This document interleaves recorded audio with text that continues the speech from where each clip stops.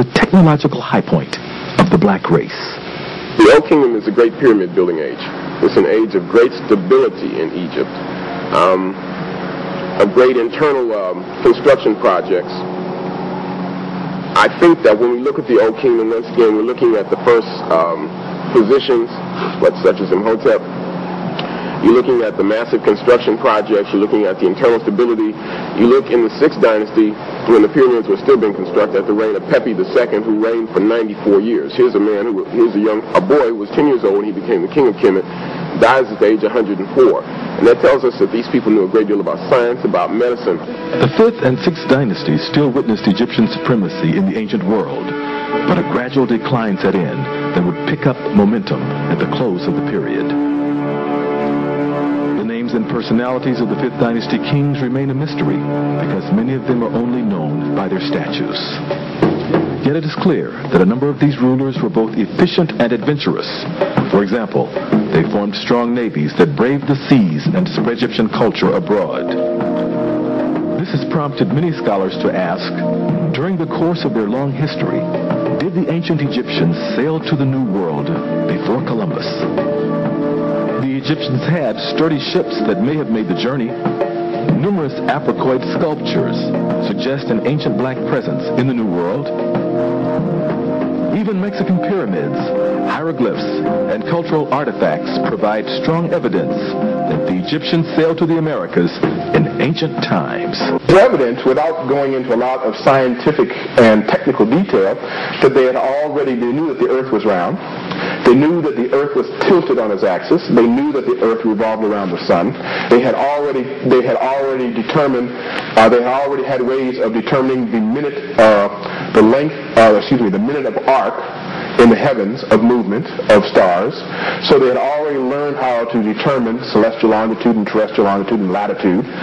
So they would have had more than enough astronomical knowledge to enable them to navigate almost anywhere in the world. And they would have had craft, that is watercraft, seaworthy enough to make those voyages. And I think voyages not only across the Atlantic, but across the Pacific to what we call the New World probably began in prehistoric times. And so that America was a crossroads for the world long before there ever was a Columbus, thousands of years before there ever was a Columbus. And there's nothing inherently impossible in terms of their level of science and technology and astronomical knowledge that would have prevented the ancient Egyptians from making such voyages. The 6th dynasty spanned a period of 155 years. It marked the first time that large numbers of regional governors began to break away from the central rulership of the pharaoh to independently control their own territories. One of the most prominent pharaohs of this period was Pepi I, who quelled internal strife and strengthened the monarchy. His son, Pepi II, ruled Egypt for 94 years, the longest reign in world history. The death of Pepi II was followed by the decline of the 6th dynasty and the ultimate collapse of the Old Kingdom of Egypt. This then marked the end of 1,000 years of African splendor, the zenith of black civilizations, the world's first golden age. Let us now review how it all happened, how Egypt came to be a great African nation. First, black people from various parts of Africa migrated to the Upper Nile. There they founded the nation of Nubia. Then the Nubians moved down the Nile Valley and settled the land which was later to be called Egypt.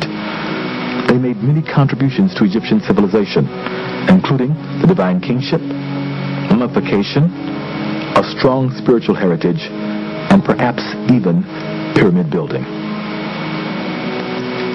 In time, however, Egypt evolved into a separate and distinct nation in its own right. A nation that laid the foundation of world civilization, but most especially, a nation that provided the roots for black history and culture. Egypt's great and ancient legacy remains with us today. This architecture, this science, agriculture.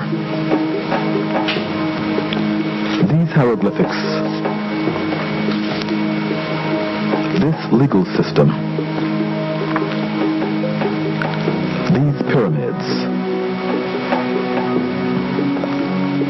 these pharaohs,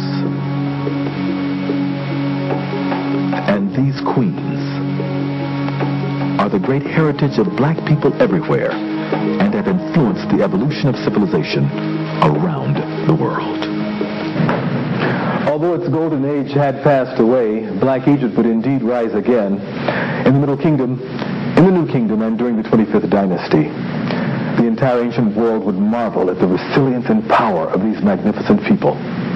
As the distinguished author Fleur Lugard has written, the annals of all of the great nations of Asia Minor are full of them. The Mosaic records allude to them frequently. But while they're described as the most powerful, the most just, and the most beautiful of the human race, they are constantly spoken of as black. And there seems to be no other conclusion to be drawn than that at that remote period of history, the leading race of the Western world was a black race. In subsequent episodes of the Clegg series, we shall explore Egypt's Middle Kingdom and World Empire, the role of black women in antiquity, and black personalities of the Holy Bible. This concludes part 1 of the Clegg series, Egypt during the Golden Age.